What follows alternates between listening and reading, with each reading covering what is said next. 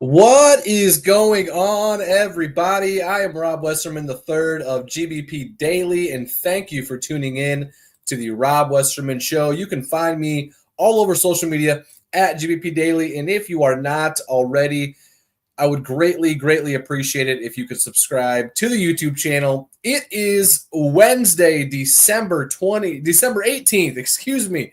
Happy hump day, everybody. Packers are turning the page to the New Orleans Saints, who are coming to Lambeau Field for Monday Night Football in just 5 days. Derek Carr, their starting quarterback for the majority of the season, will not be playing Monday night since he has injured something on his left hand. I'm not sure if he'll actually be returning at all this season. So that leaves Spencer Rattler, the rookie, to be the starter this week for them.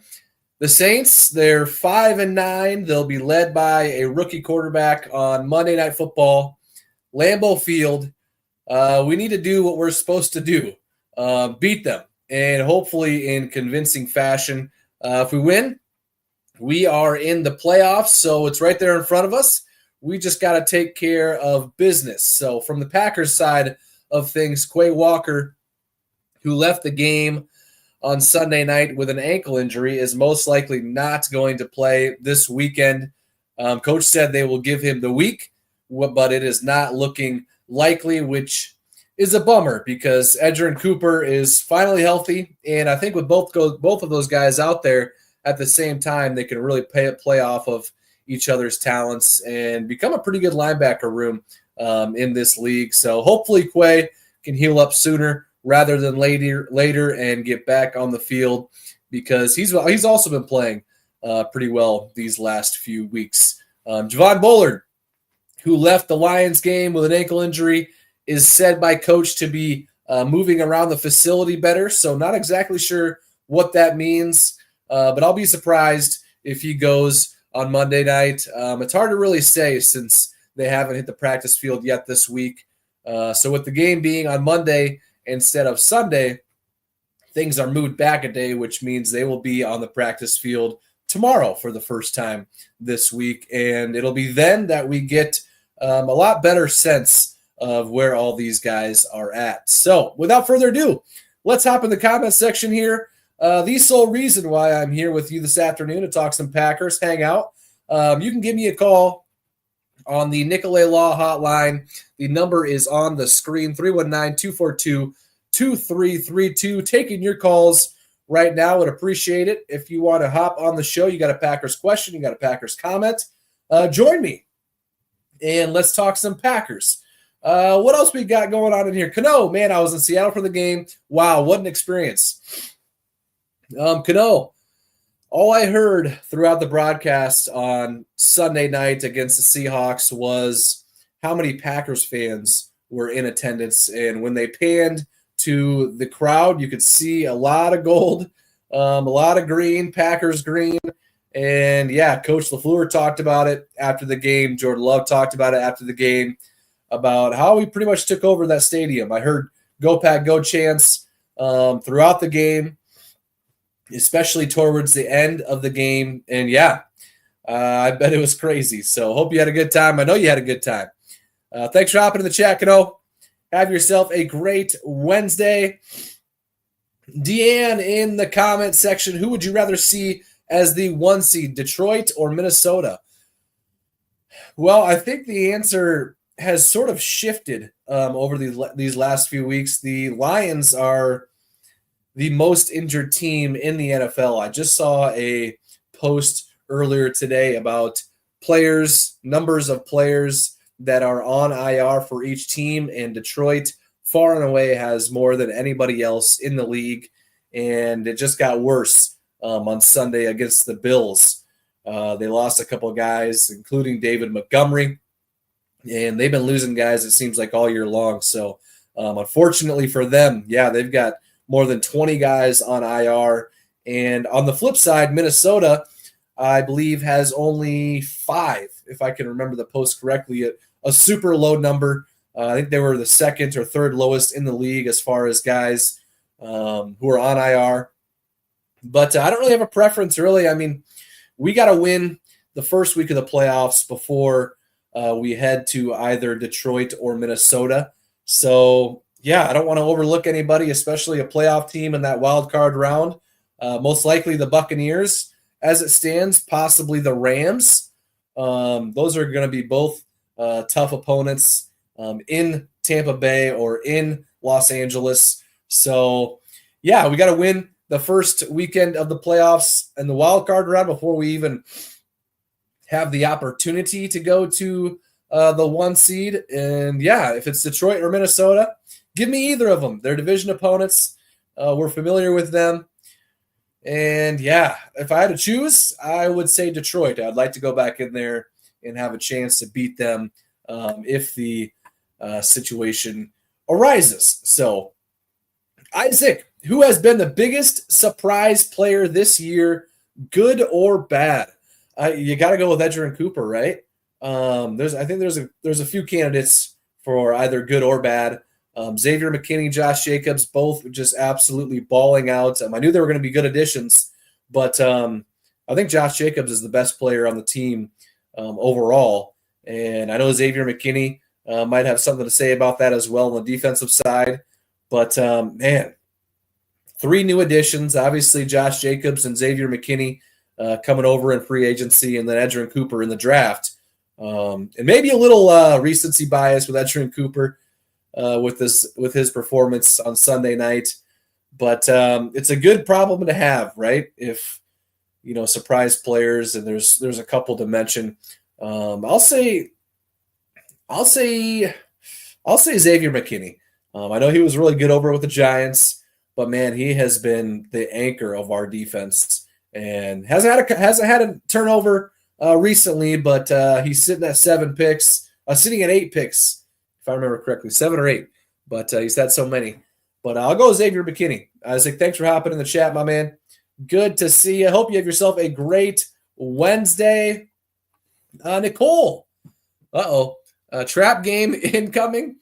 I'm not sure if I would call it that, Nicole. If they were to somehow lose this game, which is not going to happen, it'll obviously be on us 100%. We're the better team, in all aspects of the game. It's at home, Lambeau Field, Monday Night Football. The Saints don't have their starting quarterback, and they've actually got a rookie with Spencer Rattler. Looks like he will be lining up to play. Yeah, we got to go out there and take care of business and continue to keep rolling as the playoffs creep up here in just a few weeks. So no trap game, Nicole. We're going to get it done. So thank you, Nicole. Trevor, who will be in there with Quay out? It'll be Eric Wilson. And I know I was talking about it earlier with Quay and Edgerrin both being in there and how they would complement each other well. But if you remember, the Eric Wilson and Edgerrin Cooper combination has been doing pretty dang good too. So, but yeah, I think it'll be Eric Wilson mainly, and then obviously Isaiah McDuffie subbing in to give whoever needs a break. Coach talked about Eric Wilson and talked about his preparation, talked about how he knows the defense inside and out. So I imagine he will be the one taking over defensive play calling with Quay being out. As we all know, Quay wears the defensive mic. He calls the plays or relays the play in from Jeff Hafley. So, yeah, give me Eric Wilson in there next to Edgerrin Cooper if Quay is not in there, which it is not looking likely that he will be, but we shall see. A long ways away from Monday night yet, so you never know what could happen from now and then. So thank you, Trevor. What else we got? Frank is in the house. Hopefully we'll be up and get some of the backups in there by the end of the game Monday night. Well, Frank, that would certainly be ideal, right? I wouldn't mind being up by 30, seeing a little Malik Willis to Malik Heath action in the second half. Got to take care of business, though. As Coach says all the time, this league is humbling, and the second you start to look past the next task at hand, that's the second you get your butt beat. So got to focus on Monday night. Can't underestimate them. They're still an NFL team, but we should and hopefully will win pretty handedly. So thank you, Frank. Let's see here. Let's get the fact of the day rolling, shall we? and it's a good one. You guys are going to like it. Time for your Green Bay Packers Fact of the Day. Brought to you by TickPick. TickPick guarantees to have the lowest prices on Packers tickets. If you find cheaper tickets elsewhere, TickPick will give you 110% of your money back. If you want $20 off your next ticket order, use code Packers20 at checkout. That's Packers20. This promo code can only be used in the app, so make sure to download the TickPick app today. All right, your fact of the day, Edgerrin Cooper. Edgerrin Cooper has won the NFC Defensive Player of the Week award. That was announced earlier today, and with that, he is the first Packer to win that award twice in one season since Clay Matthews did so back in 2010. He is also the first rookie to win the award twice ever since they started doing that award back in 1984. So, Edgerrin Cooper, who won the NFC Defensive Player of the Week award earlier today, he is the first Packer to win that award twice in one season since Clay Matthews did so back in 2010. He's also the first rookie to win the award twice ever. So big shout out to Edgerrin Cooper for balling out against the Seahawks, and big shout out to TickPick for partnering up with myself. Use TickPick for the Packers-Cardinals game back in October. Use TickPick for the Packers-Dolphins game we were up at on Thanksgiving night. They put their money where their mouth is. They guarantee the cheapest tickets on the market. And if you find cheaper tickets elsewhere, they will give you 110% of your money back. Download the TickPick app. Use the code Packers20 for $20 off your order. What else we got rolling? Dave, I caught you live. What did I miss, Dave? What didn't you miss? We're covering all the bases here, Dave. We are covering all the bases. What else we got rolling here? Armin, do you think Jair will give it a go against the Saints? Armin, I honestly have no idea what to predict here. I wouldn't mind seeing him sit another week, to be honest. But, his injury is just something that I haven't really seen much of in the league. And I would rather him, obviously be as close to 100% healthy as he can be for the Vikings game and then into the playoffs than see him out there against the Saints. This also has something to do with maybe Carrington Valentine playing better. I'm gonna say he probably won't see Jair until the Vikings game, hopefully. Vikings obviously come to town, we actually go to Minnesota the following Sunday for a noon game after this Monday night. So hopefully he can be healthy and ready because the Vikings pass attack and their offense in general, as we all have seen this year, is legit. So hopefully he'll be ready to go by at least the Vikings game next Sunday. But I wouldn't be surprised if they sat him one more week. PCL injury, I honestly am so out of touch with that. I haven't seen a whole lot of PCL injuries throughout my time as a fan and even around the league. So a tricky one, obviously. He hurt it earlier this year, tried to come back against the Bears, played 10 snaps, re-aggravated it, and has been out ever since. So, man, he's missed quite a lot of games this year. And with the situation we're in, as far as playing the Saints, the Vikings to follow that game on a short week, and with the playoffs right around the corner, I wouldn't be surprised if we did not see him go Monday night. But as I talked about earlier, it's a Monday night game week, so everything is delayed by a day. They have not hit the practice field yet. They will tomorrow on Thursday. So we'll get a good gauge of where all these guys are at once they are on the practice field tomorrow. So what else we got? This defense is on another level with Cooper in it. Do you think we see Oladapo and King used if Jair is still out? I don't think so. They kind of got their rotation right now going without those guys as it stands. So I think they'll stick with it. It's working well. Carrington Valentine's playing better. He had a pick, obviously, we all know, on Sunday night.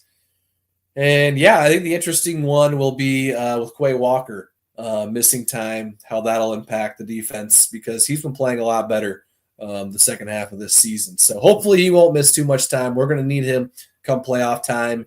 And when he is back, hopefully Edgerrin is still in there balling out. Those two manning the middle of the field hopefully will improve the wide open holes that we've seen, especially against the Lions. Even the Seahawks, the middle of the field was pretty wide open. So hopefully Quay won't miss a ton of time. But, yeah, I don't think we'll see a lot of Keaton Oladapo or Kalen King out there, barring any more injuries. So, all right, guys, that is going to do it for me today as far as the show goes. But as you know, the content never stops. I'm always posting anything Packers related all day long. So be sure to follow me at GBP Daily on every social platform.